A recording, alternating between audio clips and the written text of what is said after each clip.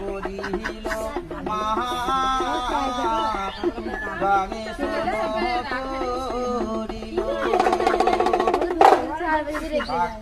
ওইটা আলের পেলে মা ধান চাষ করে চাচারা সেই সব জায়গায় থাকে আর তাড়ি তাড়ি মানুষকে কামড়াইতে যায়।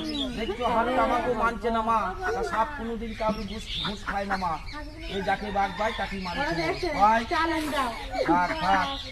তা পদ্মকেও তো সাপটা দেখো খালা, পদ্ম পুকুরে থাকে, ওরও বিরাট গর্জন বাবা।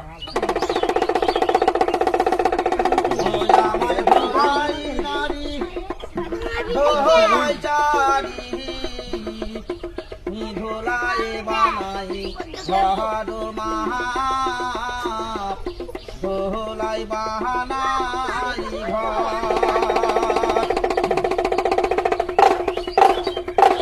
আমার সেই ঘরেতে বসি বাস করে সোনারে নদী ঘর মাহা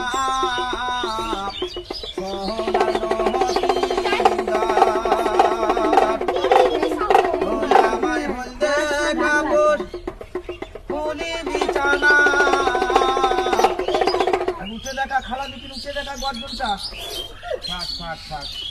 এইটা হচ্ছে পদ্ম গৌর মা, এরা পদ্ম পুকুরে থাকে মা। আর পদ্ম ফুল তুলতে গেলে মানুষকে কামড়ে যায় আর ডালকে পুঁটি মাছকে ঘিরে খায়। তা দেখায় মা, নতুন সাপটা দেখাবো, চেঁচামেচি করবে না, একই সাপ মা, এর থেকে ডবল হবে সাপটা, বয়স হয়ে গেছে সাপটা বাবা, আর আঁশগুলা মোটা মোটা হয়ে গেছে। তা সাপের কোনো ওষুধ নাই চাচি, যখন আসে তখনই সবাই কি বলে যায় সাপ ধরা সাহস কায়দা মা। আর অনেকেই সাপুরে লোক আসে বাড়ি বাড়ি ঘুরে চিকিং করে চলে যায়, মা বোনদের কাছ থেকে নিয়ে 500, 1000, 2000 নিয়ে চলে যায়। ওই রকম ধান দায় কেউ করবে না মা, কেন এগুলো মানা করে যায় মা, কেন ওরা চিকিং করতে আসে বাবা। তবে একটা কথা মা, এই সাপ পেট আছে মা, এই সাপে দুধ কলা খায় না, ফলমূল খায় না, ওগুলা হিন্দুরা পুজো হিসেবে দেয়, ঘুরিয়ে প্রসাদ করে মানুষই খেয়ে নেয়। এদের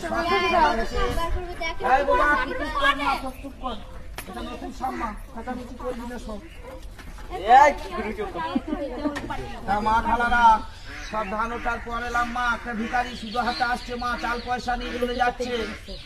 আমি এতগুলা পশুকে দেখালাম মা, এদের পেট আছে, এদিকে মাছ, গোস, ব্যাং, ইঁদুর, পাখি, মুরগি, হাঁসের ডিম এইসব খাইতে হয় মা। তা মা কত পয়সা কত দিকে খরচা করছো?